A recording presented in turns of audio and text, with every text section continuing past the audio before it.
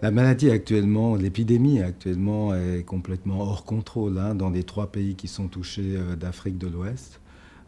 Et disons, la manière qu'il y a eu ces 20 dernières années de maîtriser les épidémies d'Ebola, c'est-à-dire en identifiant et en isolant les cas, en traçant les personnes qui ont été en contact et en les isolant à leur tour, en cas de fièvre, ce système-là est dépassé. Donc il faut, pour reprendre la main sur cette épidémie, qui est une vraie crise humanitaire, il est nécessaire d'avoir une autre approche. Et une autre approche très prometteuse est évidemment la vaccination. Dans un premier temps, du personnel de santé, pour rétablir leur confiance, qu'ils puissent revenir travailler dans les structures de santé, et ainsi rétablir la confiance de la population, qui est déjà assez faible envers ces structures de santé, pour pouvoir recommencer à traiter non seulement Ebola, mais les autres problèmes de santé aigus qui sont responsables d'un nombre très élevé certainement de décès, malaria, pour faire des accouchements, des césariennes, etc. Donc tout ça est très très lié. Je pense que le vaccin a potentiellement un rôle clé dans la maîtrise de cette épidémie.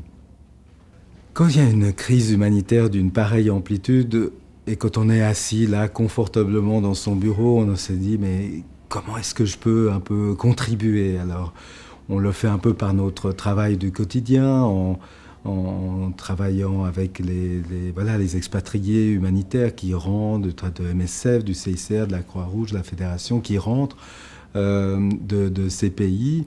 Mais on aimerait pouvoir faire plus. Et au vu de l'espoir qui est engendré par le développement de ces vaccins, je pense qu'une petite contribution qu'on peut faire à titre personnel est de se porter volontaire pour la vaccination, puisqu'il est absolument nécessaire de s'assurer de son innocuité et puis de la réponse immunitaire dans cette phase d'étude, avant qu'elle puisse être ensuite appliquée aux gens qui en ont véritablement besoin.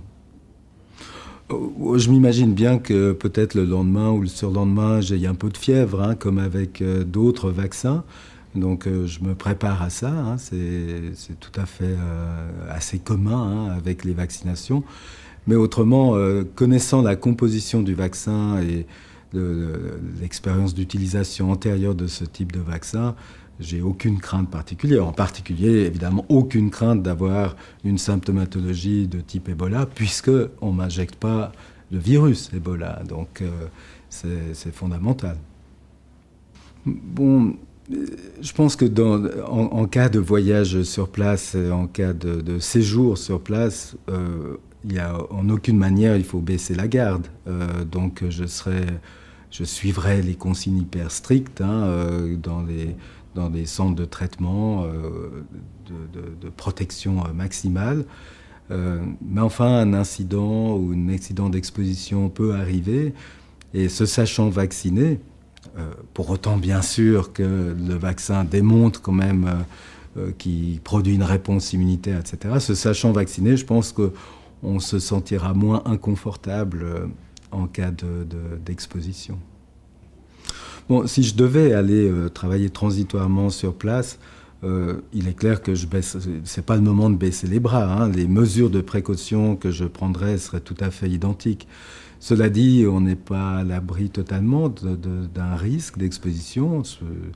Et je pense que si je suis vacciné et que le vaccin a démontré qu'il produisait une réponse immunitaire, je me sentirais moins mal après une telle exposition. Et puis je pense que la vaccination va quand même entraîner un certain degré de confort mental en cas d'exposition.